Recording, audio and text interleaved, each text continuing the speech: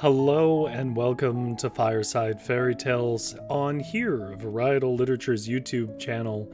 My name is Rory, and Varietal Literature is a group of writers from Vancouver who just really like narrative. We do 3 things in the week. This is our first thing, Tuesdays at 6:30. We read old folk tales and fairy tales together, and we talk about them in the chat. So it's sort of our storytelling hour. On Wednesdays at 6:30, we have our book club, which highlights Vancouver writers, and that's our reading hour. And then on Thursdays at 6:30, we do our writing hour, which is the varietal show where we write together live. But tonight is me telling you a story from the past. And tonight's story is about being wine drunk. With no, larger lesson either. It's kind of delightful. It comes from the classic source of these things, which is the Brothers Grimm. It comes specifically from a book called Snowdrop and Other Tales, which is one of Brother Grimm's tomes of old tales. Which means it'll have a slightly different tone and timbre to the stories we've read so far. Then after that, we will probably read actually a second tale from this same book. And finally, we'll read some more tales from our Mikko the Fox epic that we've been chipping away at, which is a Finnish tale, not Germanic. If you are new here, though, you should know that if you're not watching live, down in the description below, there will be little timestamps, and you can click those and jump ahead to whatever section most interests you. But of course, our first story is going to be about winos. I don't think that's an offensive term. I think wino is sort of a tongue-in-cheek way of saying someone who likes wine a lot. But my apologies if I've misjudged that. I did sort of go back and forth, but wine drunk didn't really fit the layout. So hopefully I haven't said anything untoward. Wine, of course, is lovely. This drawing here actually doesn't have anything to do with our story, the one that I have in the picture here. But it is from the book, and unfortunately I don't believe our story has any art. But this book features the art of Arthur Rackham, which of course is a rather famous illustrator. And I just wanted to show you one of the lovely drawings that he did. That was from a story called Water of Life, which we may read one day, if we haven't already, to be honest. But no reason for me to delay. The story that we're starting with is called Clever Grethel. Turn the music down just a bit. It's a little loud in my ears. Sorry if it's not for you, but... Clever Grethel is the story, and it comes from the book Snowdrop and Other Tales by the Brothers Grimm. There was once a cook called Grethel, who wore shoes with red rosettes. And when she went out in them, she turned and twisted about gaily and thought, "How fine I am."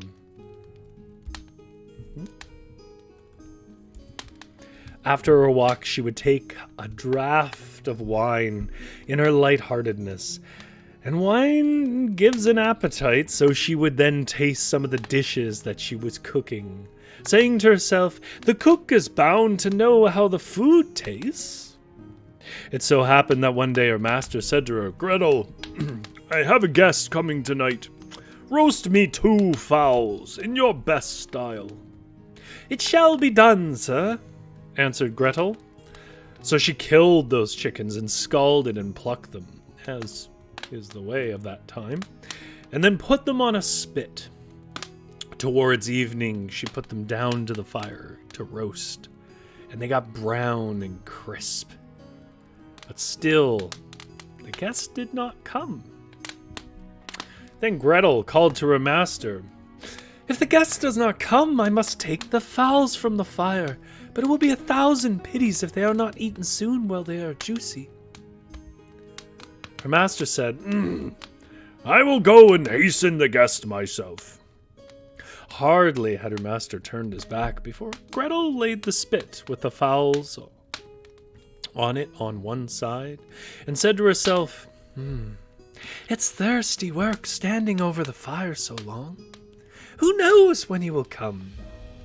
I'll go down into the cellar in the meantime and take just a drop of wine." She ran down and held a jug to the tap and then said, "Here's to your health, Grethel," and took a good pull. "Drinking leads to drinking," she said, "and it's not easy to give up." But again she took a good pull. Then she went upstairs and put the fowls to the fire again and poured some butter over them, turned the spit around with a will. It smelt so good that she thought, "There may be something wanting, so I must have a taste." And she passed her finger over the fowls and put it into her mouth. Wow. Oh, how good they are. It's a sin and shame that there's nobody here to eat them. She ran to the window to see if her master was coming with the guests, but she saw nobody. Then she went back to the fowls again and thought, "One wing is catching fire a little. Better to eat it. And eat it I will." So she cut off that wing and ate it with much enjoyment. When it was finished, she thought, "The other must follow, or the master will notice that something is wanting." When the wings were consumed, she went back to the window again to look for her master, but no one was in sight. "Who knows?" she thought. "I dare say they won't come at all. I must have dropped in somewhere else." Then she said to herself, "Now, Grethel, don't be afraid. Eat it all up. Why should the good food be wasted? When it's all gone, you can rest, run and have another drink, and then finish it up." So she went down into the cellar, took a good drink, and contentedly ate up the rest of that fowl. When it had all disappeared, and still no master came, Grethel looked at the other fowl and said, "Where one is gone, the other must follow.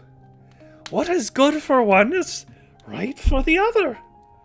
If I have a drink, I shall be none the worse." So she took another hearty pull at the jug, and then she sent the other fowl after the first one down her gullet.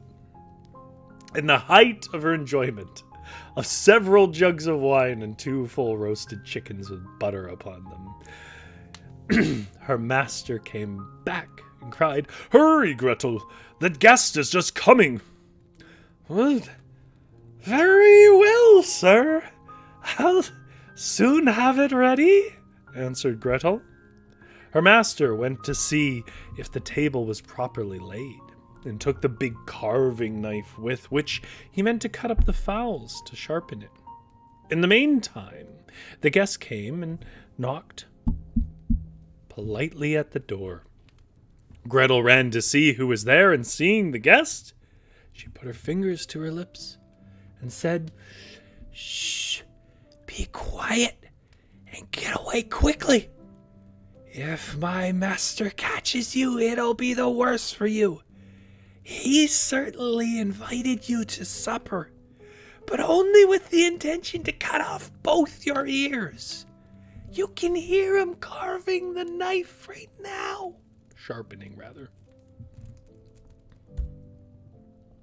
Oh dear, there's the guest taking off. The guest heard the knife being sharpened and hurried off down the steps as fast as he could. Grethel ran with great agility to her master, shrieking, "A fine guest you have inherited indeed!" "Why, what's the matter, Grethel? What do you mean?" "Well," she said, "he has taken the 2 fowls that I just put upon the dish and run off with them." "Oh, now that's a clever trick," said her master, regretting his fine fowls. "If he'd only left me one, then I'd have something to eat." He called out to him to stop, but the guest pretended not to hear. Then he ran after him, still holding that carving knife, and cried, "Only one! Only one!" Meaning that the guest should leave him one fowl. But the guest only thought that he meant to give him one ear. And he ran as if he was pursued by fire, and so took both his ears safely home. That's clever, Grethel. The wine-drunk woman. You know what my favorite part of this story is? The moral is, if you get caught stealing food, just lie. I mean, what else could be the moral there? Everything's fine if you lie. I'm going to have a drink of water and we'll read the next story, which is the King of the Golden Mountain.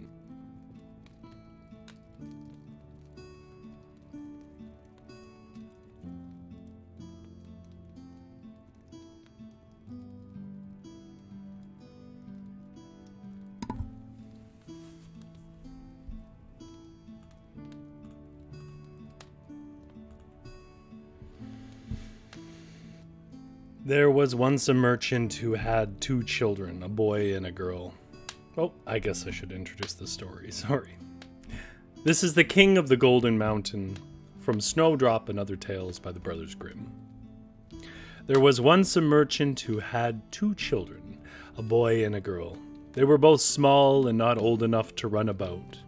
He also had 2 richly laden ships at sea, and just as he was expecting to make a great deal of money by the merchandise, news came that they'd both been lost.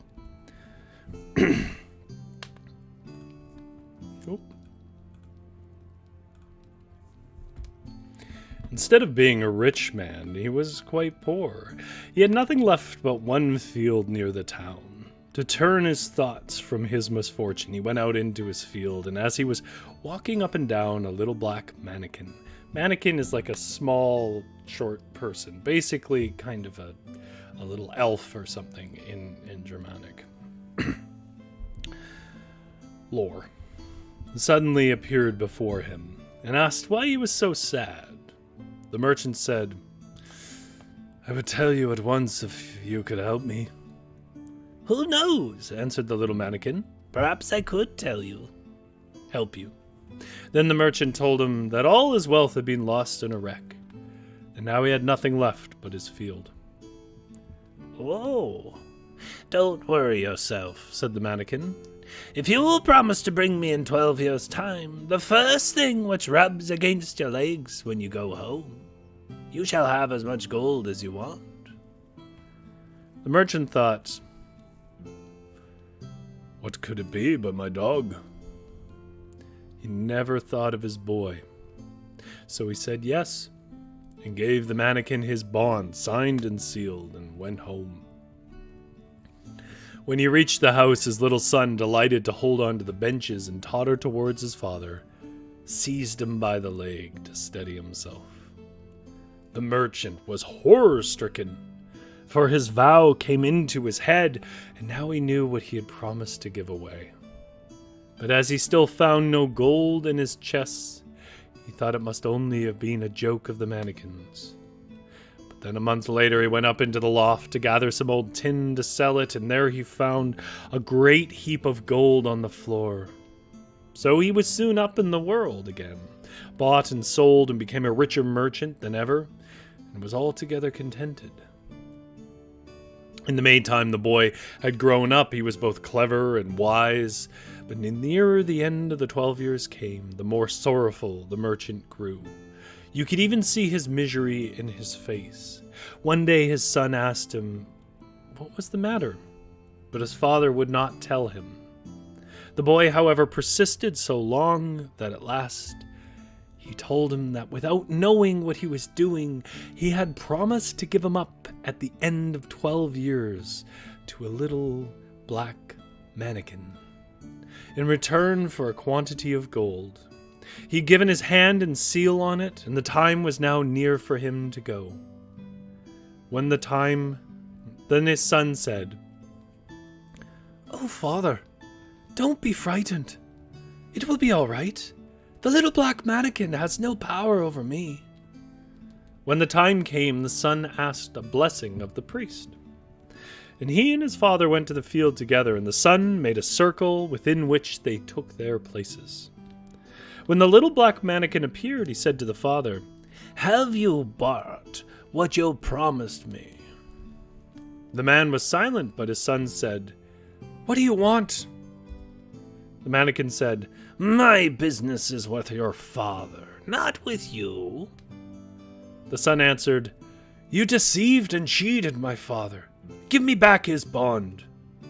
"Oh no," said the little man. "I won't give up my rights." They talked to each other back and forth for a long time, until at last they decided that, as the son no longer belonged to his father and declined to belong to his foe, he should get into a boat on a flowing stream, and his father should push it off himself, thus giving him up to the stream. So the youth took leave of his father, got into the boat, and his father pushed it off. And then, thinking that his son was lost to him forever, he went home and sorrowed for him. The little boat, however, did not sink. It drifted quietly down the stream, and the youth sat in it in perfect safety. It drifted for a long time, till at last it stuck fast on an unknown shore. The youth landed, and seeing a beautiful castle near, walked towards it. As he passed under the doorway, however, a spell fell upon him, and he went through all the rooms, but found them empty, till he came to the very last one, where a serpent lay, coiling and uncoiling itself.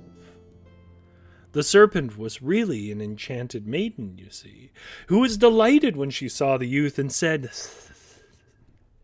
"Have you come at last, my preservers?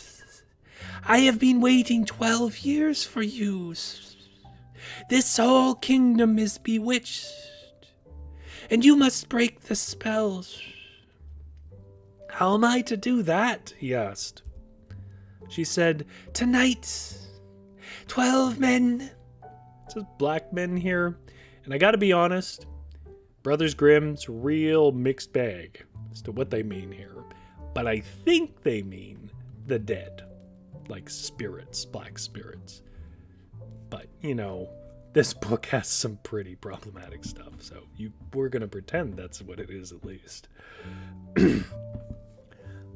12 black men, hung with chains, will appear, and they will ask what you are doing here. But do not speak a word, whatever they do or say to you. They will torment you, strike and pinch you, but don't say a word. She slithered. At 12 o'clock, they will have to go away. On the second night, 12 more will come, and on the third, 24. These will cut off your head, but at 12 o'clock, their power goes, and if you have borne it, and not spoken a word, I shall be saved. Then I will come to you and bring a little flask containing the water of life, with which I will sprinkle you, and you will be brought to life again, as sound well as ever you were," said the enchanted snake upon the floor. Then he said, "I will gladly save you." Everything happened just as she had said. The men could not force a word out of him, and on the third night the serpent became a beautiful princess who brought the water of life as she had promised and restored his head to his body and him to life. Then she fell on his neck and kissed him, and there were great rejoicings all over the castle. Though they did say the castle was empty, so I don't understand that line. Their marriage was celebrated, and he became the king of the Golden Mountain. Whoops. There is a picture of the mannequin, which is very cool, and the son and his father sitting in the circle, protected from the mannequin. They lived happily together, and in course of time a beautiful boy was born to them.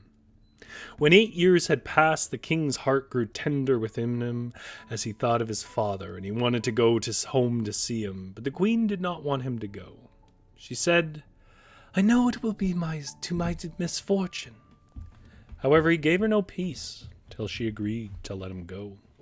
On his departure, she gave him a wishing ring and said, "Take this ring and put it on your finger, and you will at once be at the place where you wish to be. Only you must promise never use it to wish me away from here, to be with you at your father's," which regular viewers will recognize this is a trope. He made the promise and put the ring on his finger. He then wished himself before the town where his father lived, and at the same moment found himself at the gate. But the sentry would not let him in, because his clothes, though of rich material, were of such strange cut. So he went up a mountain where a shepherd lived, and exchanging clothing with him, put on his old smock, and passed into the town unnoticed. When he reached his father, he began making himself known, but his father, never thinking that it was his son, said that it was true. He had once had a son, but he had long been dead. But he added, seeing that he was a poor shepherd, he would give him a plate of food. The supposed shepherd said to his parents, "I am indeed your son. Is there no mark on my body by which you may know me?" His mother said, "Yes, our son has a strawberry mark under his right arm." So he pushed up his shirt sleeve, and there was the strawberry mark.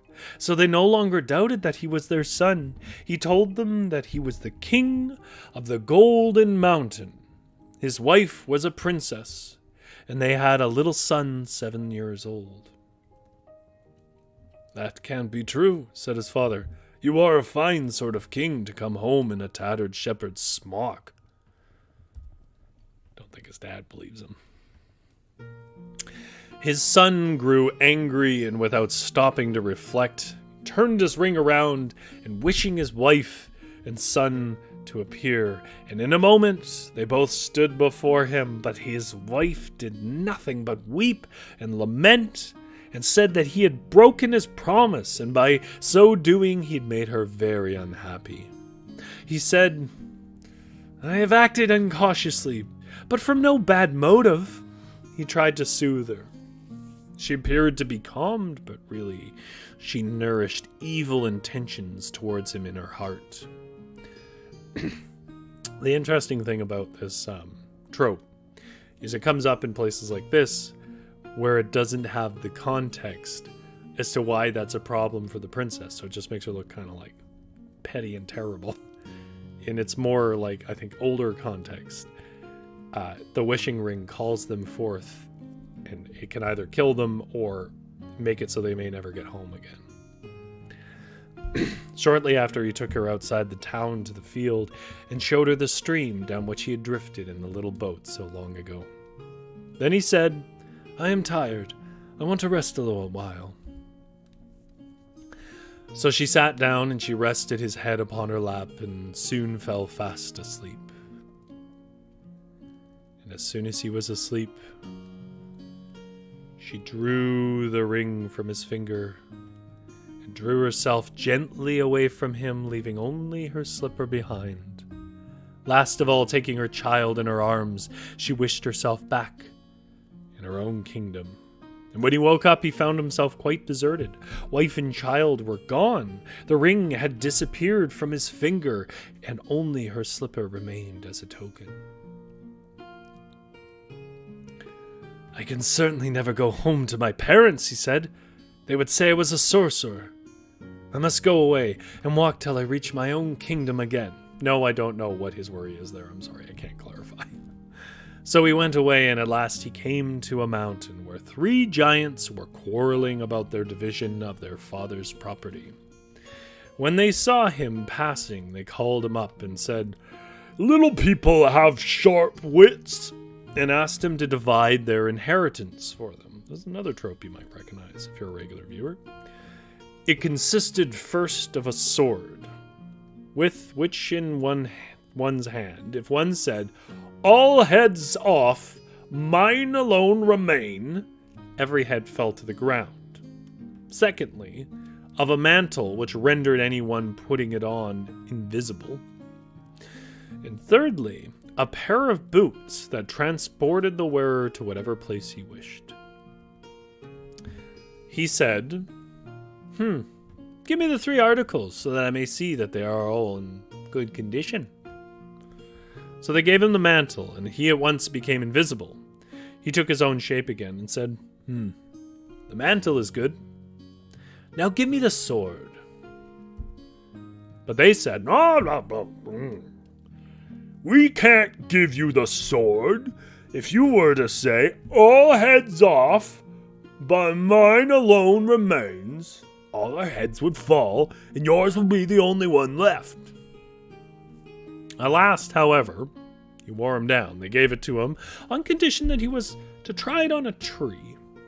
He did as they wished, and the sword went right through the tree trunk as if it had been straw. Then he wanted the boots, but they said, No, we won't give them away. If we were to put them on and wish ourselves to the top of the mountain, we would be left standing here without anything. No, said he, I won't do that. So they gave him the boots too. After all, they were a little bit dumb, as trolls are. But when he had all 3, he could think of nothing but his wife and child, and said to himself, if only I were on the Golden Mountain again. And immediately he disappeared from the sight of the giants, and there was an end of their inheritance. Sorry, giants, not trolls. When he approached his castle, he heard sounds of music, fiddles and flutes, and shouts of joy. People told him that his wife was celebrating her marriage with another husband. Oh, no.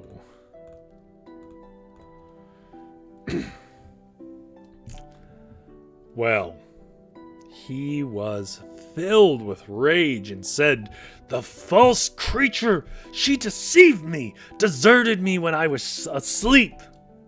Then he put on his mantle and went into the castle, invisible to all.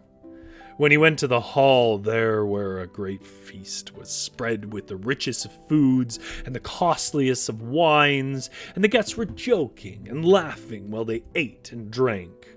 And the queen sat on her throne in their midst in gorgeous clothing, with a crown on her head. So he placed himself behind her, and no one saw him on part of the mantle. Whenever the queen put a piece of meat on her plate, he took it away, ate it. And when her glass was filled, he took it away, drank it. Her plate and her glass were constantly refilled, but she never had anything, for it disappeared at once. At last she grew frightened, got up, and went to her room in tears, but he followed her there too. She said to herself, "Am I still in the power of the demon? Did my preserver never come?" And he struck her in the face. This is not going to have the ending you think it is. And said, "Did your preserver never come? He is with you now, deceiver that you are. Did I deserve such treatment at your hands?" And then he made himself visible and went into the hall and cried, "The wedding is stopped! The real king has come!" The kings, princes, and nobles who were present laughed at him to scorn, but he only said, "Will you go or will you not?" They tried to seize him, but he drew his sword and said, "All heads off, mine alone remain." And then all their heads fell to the ground, and he remained sole king and lord of the Golden Mountain. Just says struck her with question mark? Yeah. There's a real different feel from different cultural stories. Can I just say, the Brothers Grimm are pretty brutal. That's the end of the story, by the way. I know you're like, is this the hero? This wife-beating, thieving liar who killed everyone is the hero, apparently. All right.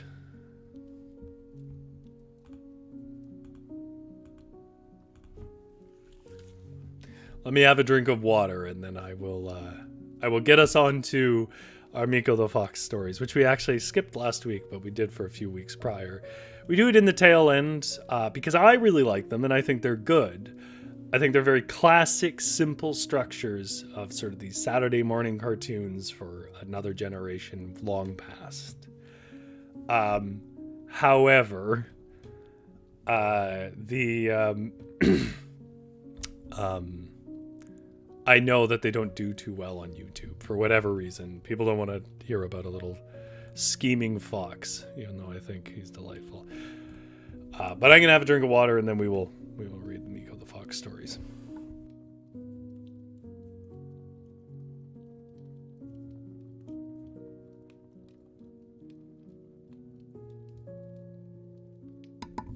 So I found out something this week for those who've been following along. I've talked about how Mikko the Fox, Mikko kind of sounds to me like the sound that foxes make. It's this sort of weird yipping, and I thought maybe that was the source of the name. But I decided to look it up. I don't know why it took me this long to do it, because Mikko is a name that comes up twice in this book.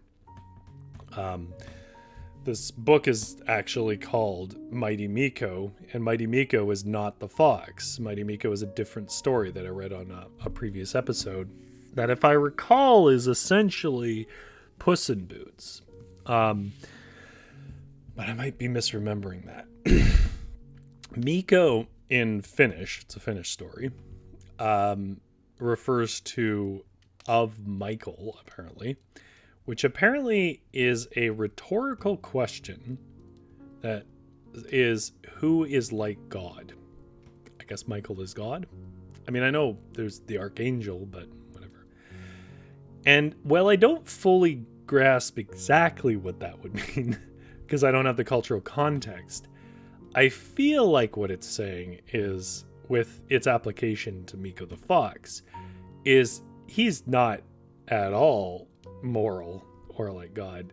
And I feel like it's sort of a coy little thing of, but who is? Right.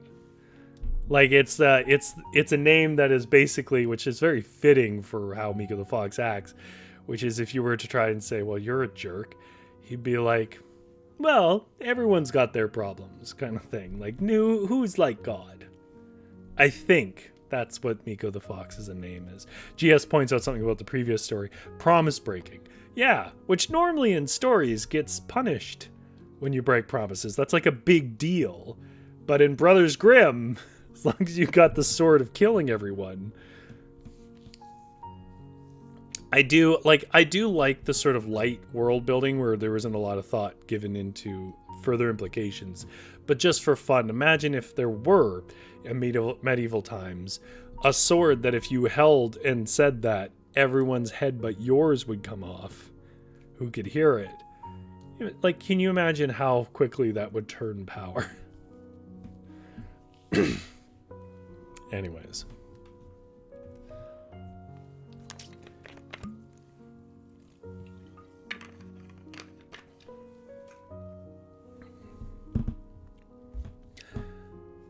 This story is the 13th adventure in a, I believe, 16 adventure epic called Mikko the Fox, which comes from the book Mighty Mikko, a book of Finnish fairy tales and folk tales. If you are interested in the other adventures prior to Adventure 13, not last week's episode, but about all five of the previous episodes after that, in the tail end, again, looking in the description, you can jump ahead. You can find all the other adventures. We've been reading them at the later half of the episode. So this is Adventure 13, Osmo's Share. Osmo is the bear, for those who don't remember, and Pekka is the wolf and Mikko is the fox, from Mighty Mikko, a book of Finnish fairy tales and folk tales. One day, Osmo the bear came to a clearing where a man was plowing.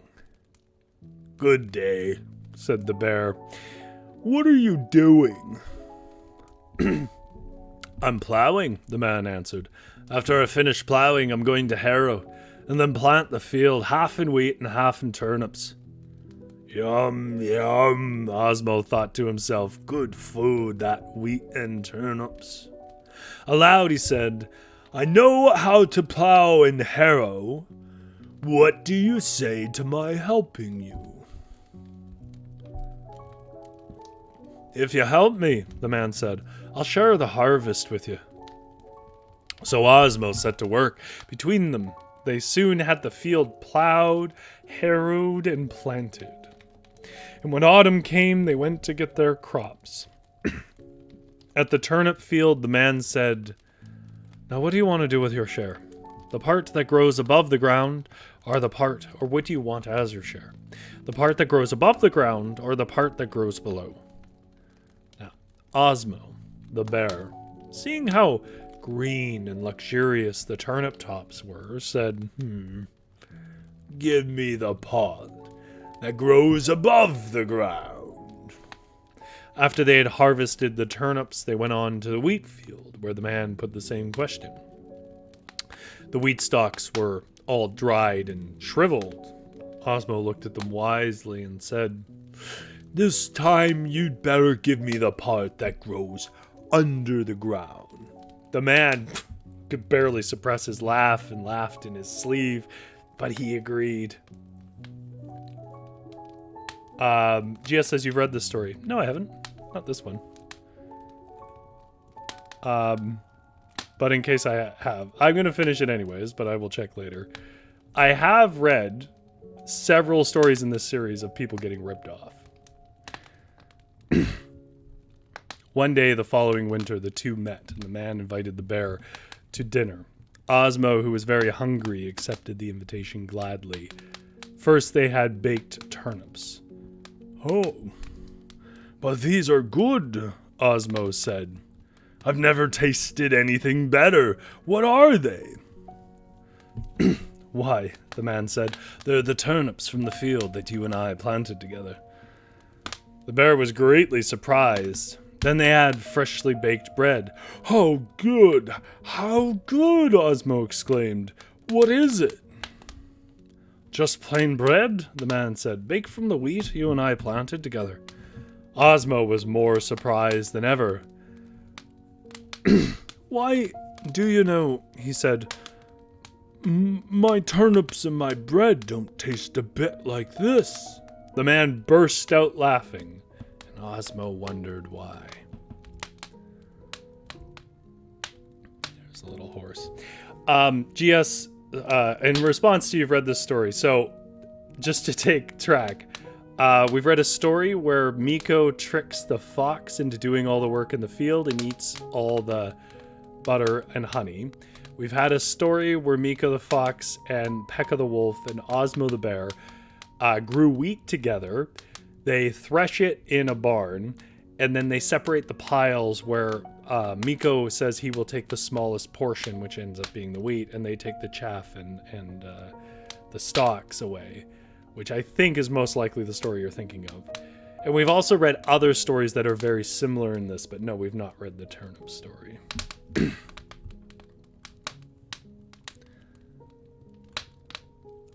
It's fair to be confused by this, though, because, well, there are just so many typical trends, right, in here. Where are we at for time? There we are, 40 minutes. I will say one thing I didn't expect before I go on to the next story is how these stories come to wrap themselves around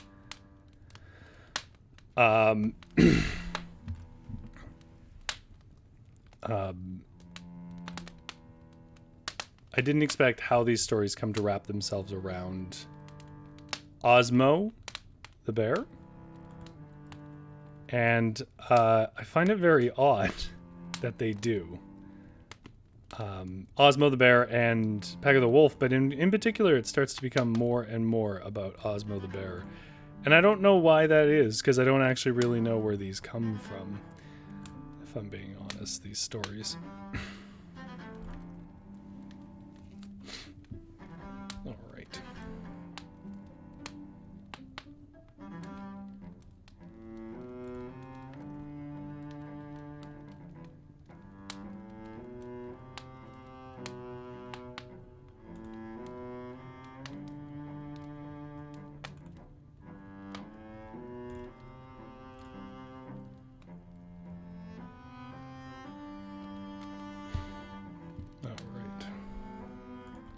Sorry about that. Okay. I think we have time for one more.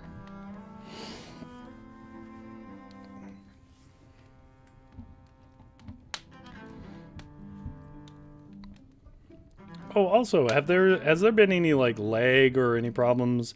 Because when I went back and checked the video on Thursday, it still had the lag in the recording, which I didn't expect. That's not usually how that goes. I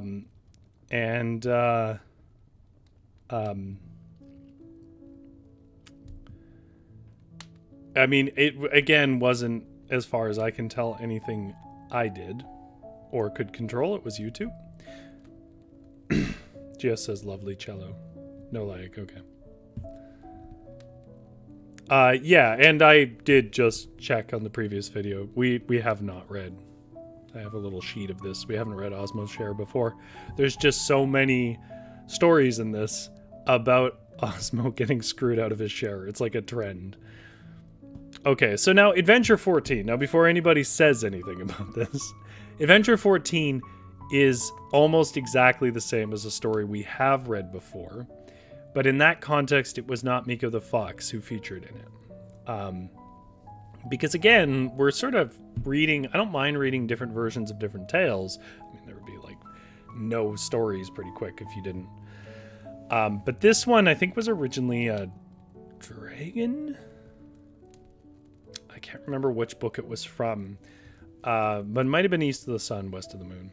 But we have heard a version of this tale before. It was called, actually I think it might have been in this book. And it was called, I'll know the name when I see it. The Way of the World. That's right. But we have not heard this version. So, this is Adventure 14, The Reward of Kindness, from Mikko the Fox, from the book Mighty Mikko, a book of Finnish fairy tales and folk tales. Osmo the bear used to go day after day to a field of growing rye and eat as much as he wanted. The farmer noticed from the bear's tracks that he always came by the same route.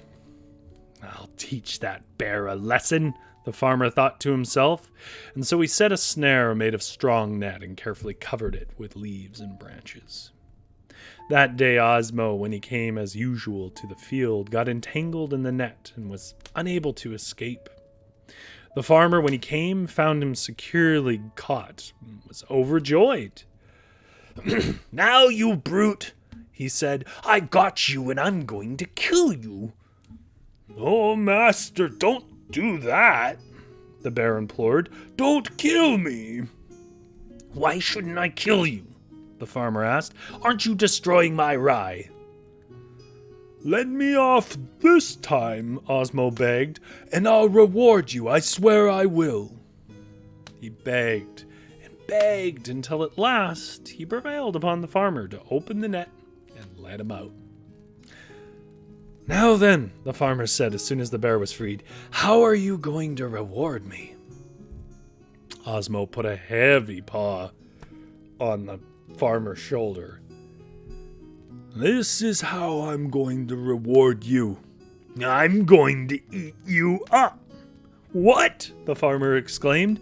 "Is that your idea of a reward for kindness?" Exactly, Osmo declared. In this world, that is the reward kindness always gets. Ask anyone. I don't believe it. I don't believe it, the farmer cried. Very well, I'll prove to you that I'm right. We'll ask the first person we meet. Well, the first person they met was an old horse, and they put their case to him. The bear is right, the old horse said. Look at me. For 30 years, I gave my master faithful service. And just this morning I heard him say, it's time we killed that old plug. He's no good for work anymore. He's only eating his head off. The bear squinted his little eyes. You see?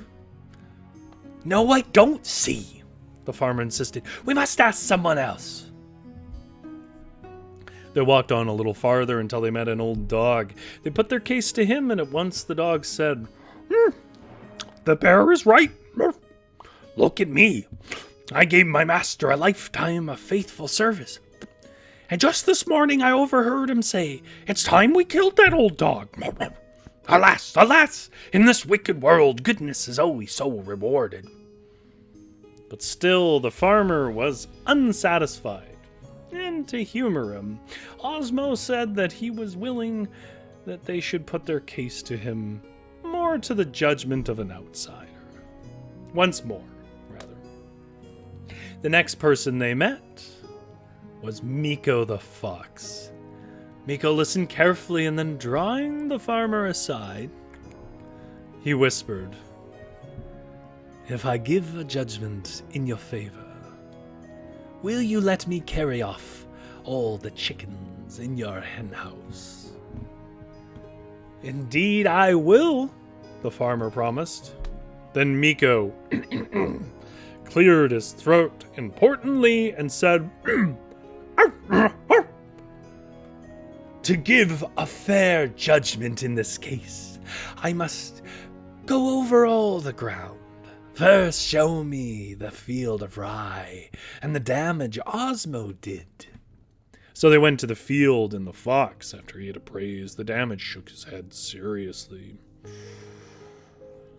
It was certainly wicked of Osmo, eating all that rye. Now, show me the net.